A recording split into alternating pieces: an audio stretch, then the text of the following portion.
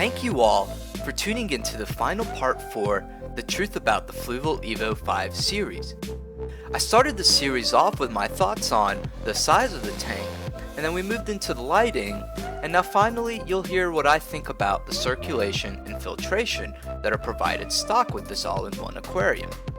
This all-in-one aquarium comes stock with a multi-stage sponge filter, capable of providing mechanical, chemical, and biological filtration. However, through use, you'll find that the sponge also provides great housing grounds for waste, making it what some would call a nitrate factory.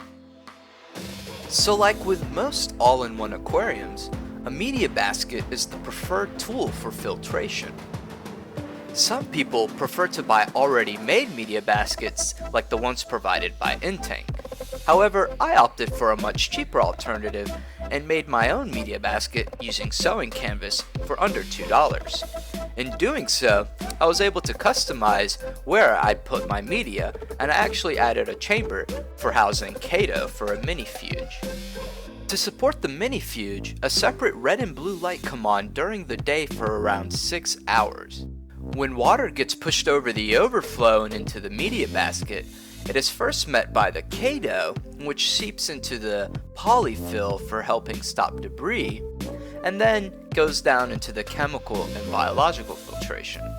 For chemical filtration, I prefer to use ChemiPure Elite for 10-gallon nano tanks, and then for biological filtration, anything shall work for that. I have no bias.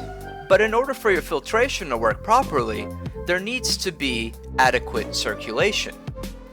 Now the pump that's provided by Fluval does not do this so well.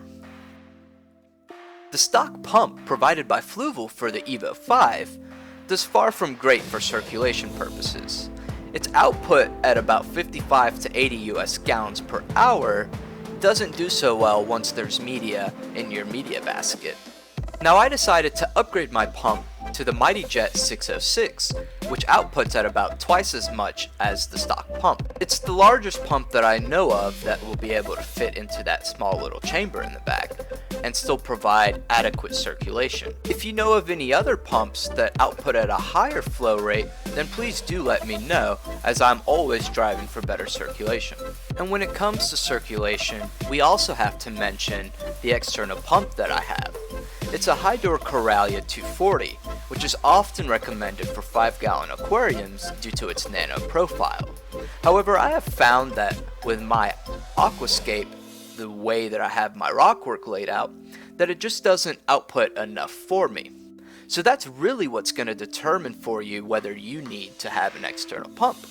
It's your rockwork. Is water able to flow around your aquarium just nicely and go through your overflow? If yes, then maybe you don't need the external pump. But for me in my situation, if I didn't have the external pump, I'd have a lot more green hair algae, and algae in general, due to the static water. So in conclusion, this all-in-one aquarium, just like most others out there, will need to have the stock pump and media basket upgraded. But that doesn't take away from how incredible this aquarium is. It has a very nice aesthetic profile that is just able to fit in anywhere you might want to have it. I'll even go as far as saying that the Evo model aquariums make great beginner's tanks. Its price point, simplicity, and beauty are all of what brought me back into the saltwater reefing hobby. I hope that you all enjoyed and found useful this entire series for the Fluval Evo 5. I invite you all to subscribe and see how much further this tank is able to develop. It's now 2 years old, but I'm sure that with a light upgrade, we can make it achieve much greater things. Thank you.